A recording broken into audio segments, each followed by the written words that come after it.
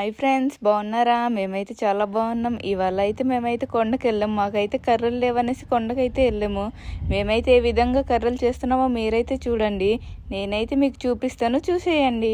మాకైతే ఎంత వెతికినా కర్రలు అయితే దొరకలేదు. అందుకే చెట్టు పైకి అయితే ఎక్కుతున్నాం. చూడండి, చెట్టు పైకి ఎక్కేసి అయితే ఎండిన కొమ్మలైతే ఇరుపుకుంటున్నాము. విరిపిన కొమ్మలైతే కిందన పడిచేస్తున్నాము. చూడండి, నాకైతే నరకడం రాదు. నాని అయితే నరుకుతున్నాడు. నానికి చూసి అయితే నేనైతే నేర్చుకున్నాను. నాకైతే ఇదే ఫస్ట్ టైం. చూడండి, నేనైతే ఎలా నరుకుతున్నానో. నాకైతే నరకడం అయితే రాదు. కర్రలు అయితే నరకడం అయిపోయింది. దాహం అయితే ఫుల్గా వేస్తుంది. మేమైతే నీళ్ళు తాగడానికి ఏం లేవనేసి ఈ అడ్డాకులు అయితే తెంపుకున్నాము. ఈ అడ్డాకులతోనే మేమైతే నీళ్ళు తాగుతాం. మీకు ఎంతమంది ఈ అడ్డాకులు తెలుసో కామెంట్ చేయండి.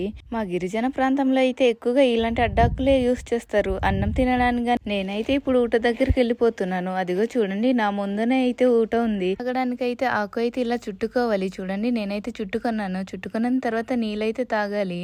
చూసారు కదా, నేనైతే నీళ్ళు తాగుతున్నాను. ఈ నీళ్ళైతే చాలా చల్లగా ఉన్నాయి.